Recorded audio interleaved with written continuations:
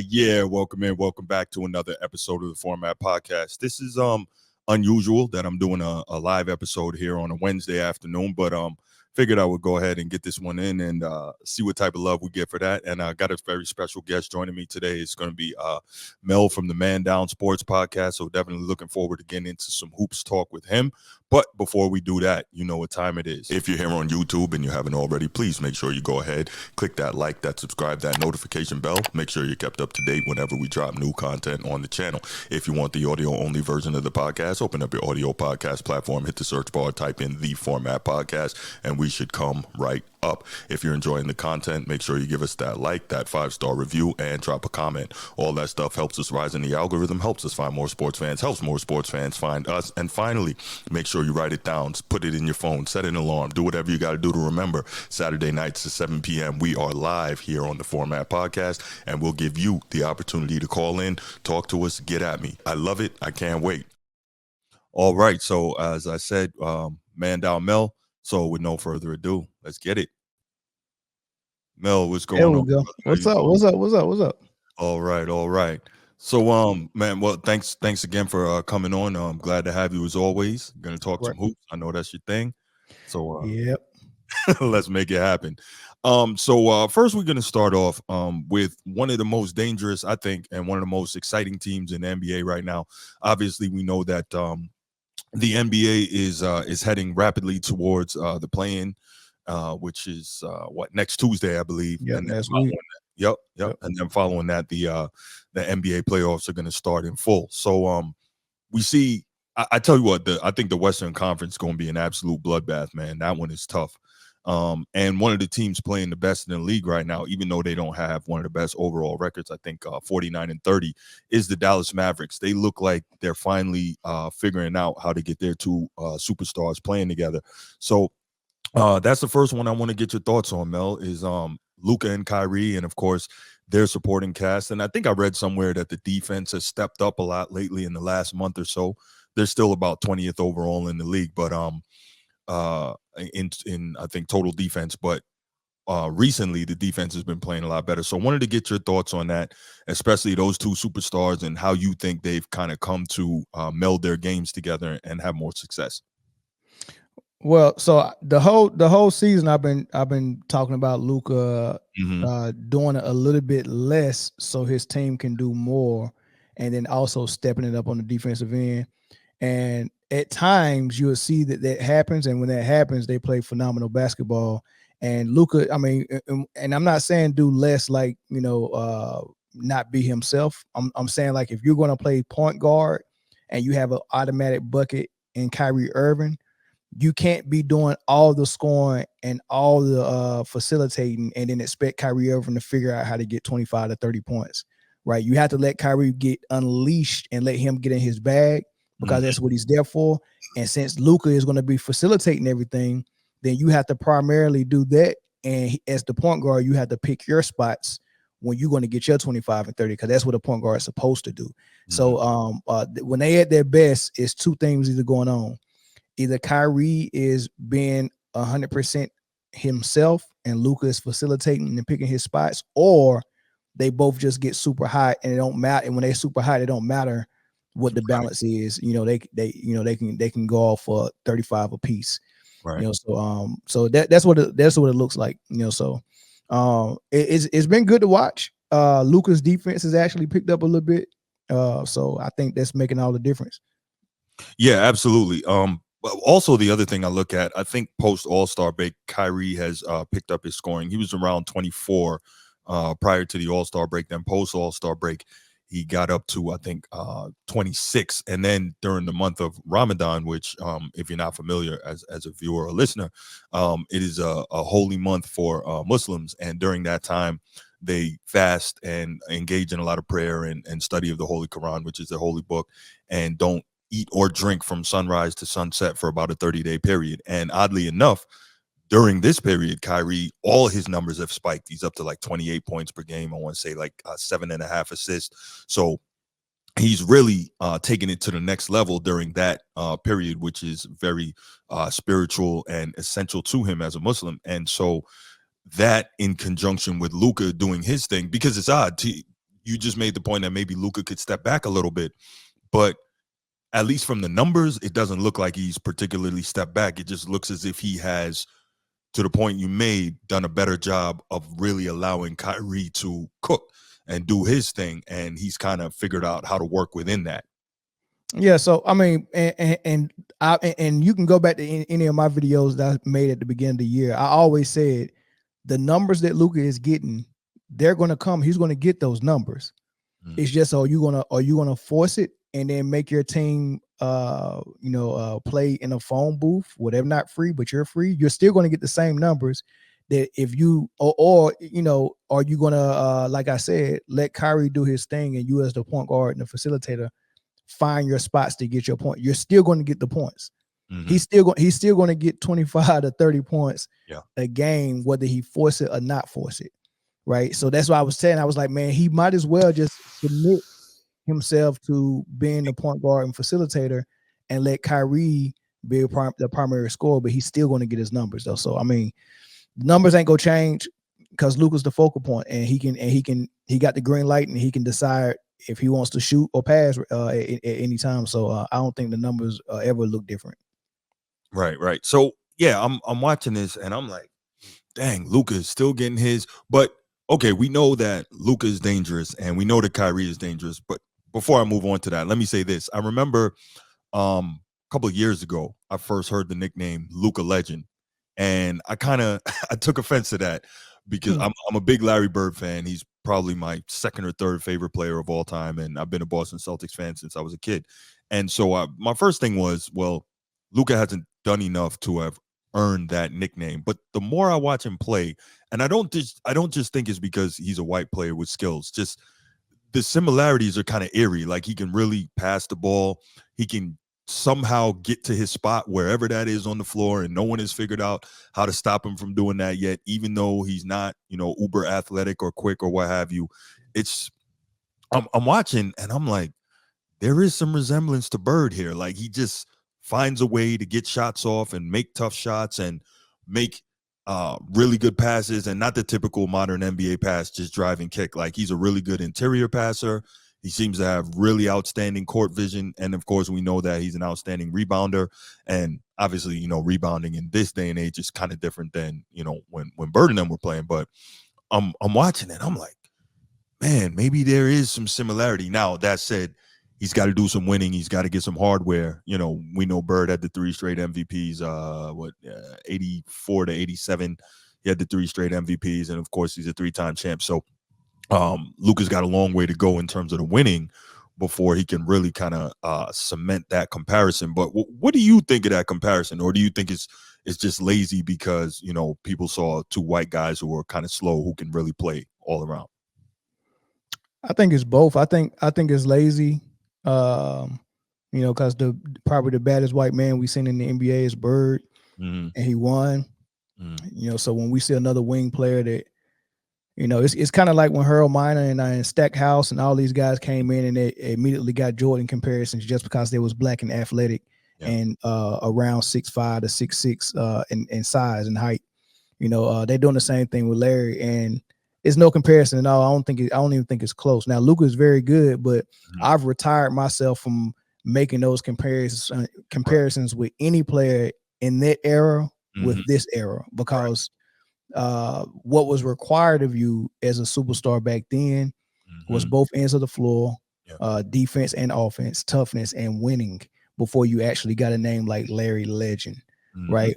Now all you got to do is do one thing that Bird does, or get the stat similar to what Bird had, without the defense, without the winning, without the resiliency and all of that stuff. That's all you got to do. Just give me one similarity and be white, and we'll compare you to Bird, or give me one similarity and be black, and we'll compare you to Michael Jordan. It's really bad for people to do that.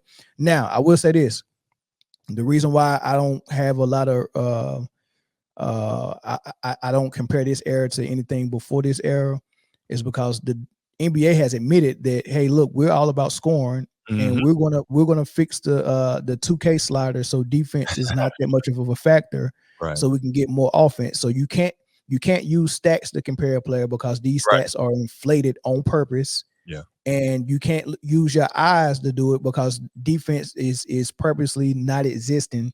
And you know you can just come and do whatever you want, get in your bag and do whatever because the defense is at a handicap. So yeah, I don't. And then these guys don't be winning like that. So Mhm. yeah, I don't compare Luka to Larry at all. So I don't say that. I don't compare them in saying that I think he is Larry or close to him, but I do see, like I said, the small similarities, like how he can get to a spot and how he can get those tough shots off, and how he's a really good interior passer. And again, different era, different defensive rules, and all that. And I totally get that. I'm one of the biggest proponents of that thing that you just said. But the more I watch, I see a little bit. I see a little bit. Again, I would never have given him that nickname because that nickname means something, and you got to do a lot more to be able to wear a nickname like that. But moving on from just Luka and Kyrie, who do you think are maybe some X factors for this Dallas team to maybe make a run and be dangerous in the playoffs? Because I think the third leading scorer is Tim Hardaway Jr. at about 14 a game, and we know he can shoot it and he's got some quickness, but is there an X factor maybe that people aren't accounting for? Yeah, the new additions after the trade deadline is Gafford and is PJ Washington from Charlotte. They've become more of a factor than Tim Hardaway was. And yeah, he's still probably on paper the third leading scorer. Mm. But I see what PJ Washington is out there doing. I think he's in the starting lineup, and his corner three and his what he does on the defensive end and his hustle and all that stuff. That's gonna make him very important. Now they do go to a small ball lineup where they don't have Lively or Gafford out there, so Gafford is gonna be early on very important, or depending on what team they play against. If they got a big, he's gonna be important. But they really like that small ball lineup late. So that kind of takes away from the impact that Gafford could make all game. But when he's on the floor, his offensive rebounding, his presence in the paint, whenever he do get the ball with the ability to score, his shot blocking at the rim, and then you get to run the same offense with Lively or Gafford on the floor. And I think what they was looking at earlier this season when Lively go out of the game, it was a drop off offensively because they didn't have that size, and then definitely the same thing defensively. So they're big factors. I think Kleber is starting to get 100% healthy, and they really love Kleber as a defensive player. Yeah. He's gonna be great. He's not knocking down a three like he used to where he was a real threat, but he's still somebody you got to guard out there, man. So yeah, all their role players are gonna be huge factors, and of course Luka, if he continues to trust the process and say less of me is actually gonna be more of the team, then he becomes part of that as well as far as being a factor.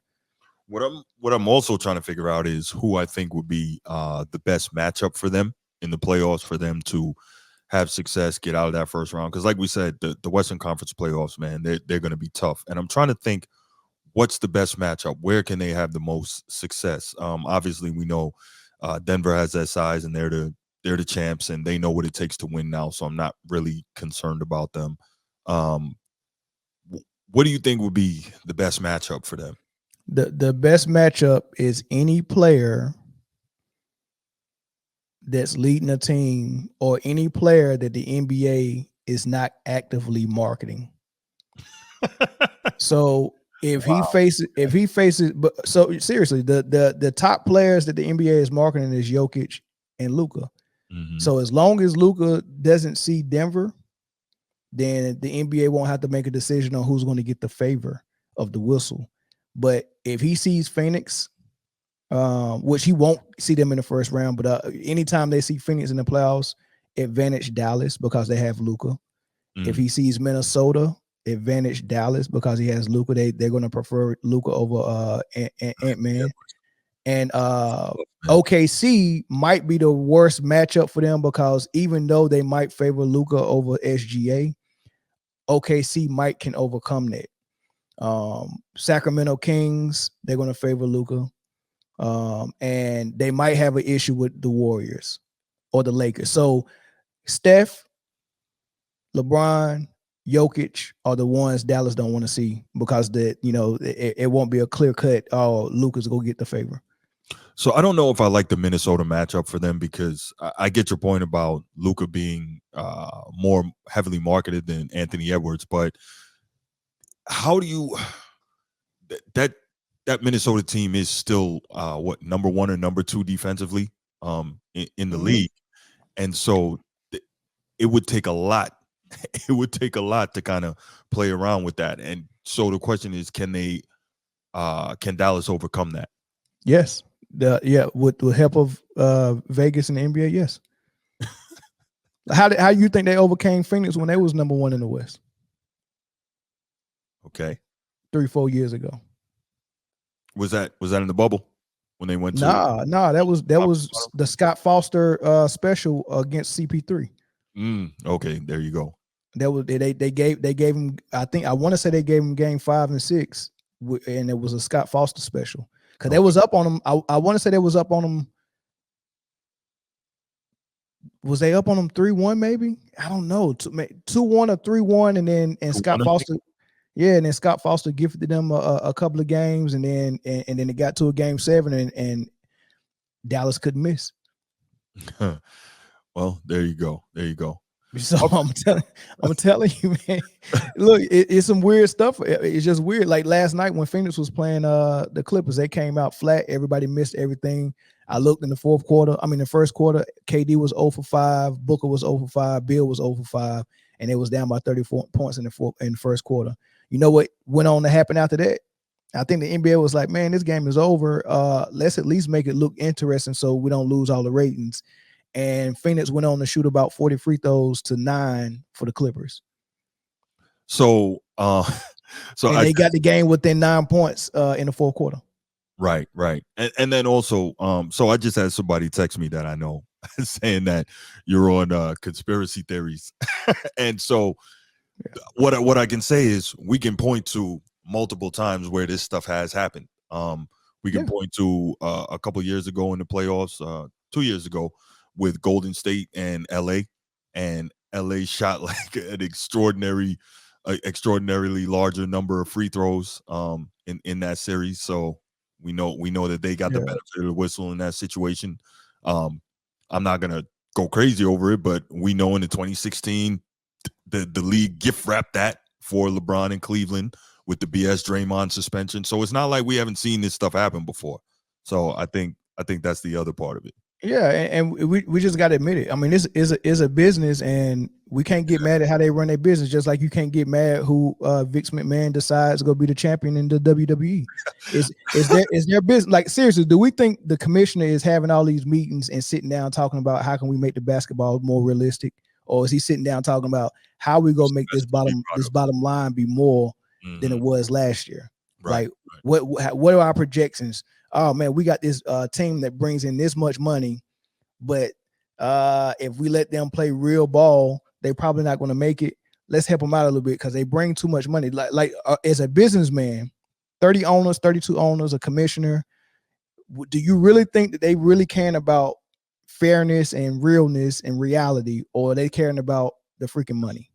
Well, we know they care about the money. I'm not going to go as far as to say they fix the games, but I think manipulate. They may do what's in their best interest, and to your point, the best interest of the bottom line. Because at the end of the day, you're right. It is a business, and being a great television product is key. And why? Because of the ad revenue and if you get somebody that blows somebody out, then you got to pay make goods and all that. So it's in the best interest to have a compelling 7-game series, but yet to have, who you want to advance. So correct. And the last thing I say about that, Bruce, because I know we don't want to go off on that, on that walk, right? But the last thing I say is if we don't acknowledge that is, first of all, very possible and very probable that they're doing it like that on occasions, then if we're not able to admit that, then we're thinking that all of those millionaires and billionaires are leaving the entire NBA business up to chance, right? And we know that's not true. Not even reality TV is scripted. You get what I'm saying? Like you gotta, like, it might be a real fight, but we made y'all come to that ice cream shop to have a meeting knowing that it was gonna be a fight. You get what I'm saying? Like, we put y'all there. Y'all, the animosity is real, but we put y'all there because we knew it was going to result in a fight. So you're doing what you can do to make sure you pull the attention or the money that you want to pull. That's absolutely happening. No businessman is paying the commissioner that much money to just sit back and say, well, let them play, and whatever they decide happen on the court is what happens. No, they're dictating everything. Hey, call the game this way, this game. Call the game this way. That's why the referees are having meetings before every game, before every series, and they're watching film and saying, "Oh man, we can call that." They're manipulating everything according to the outcome that they want. And then Vegas is involved. Vegas won't get involved in something that is going to be up to chance because Vegas is supposed to win every single time. The house always wins. Yeah. So if Vegas is involved, you already know it's fixed. Well, the only place I'll push back on that is Vegas involved with the NFL as well.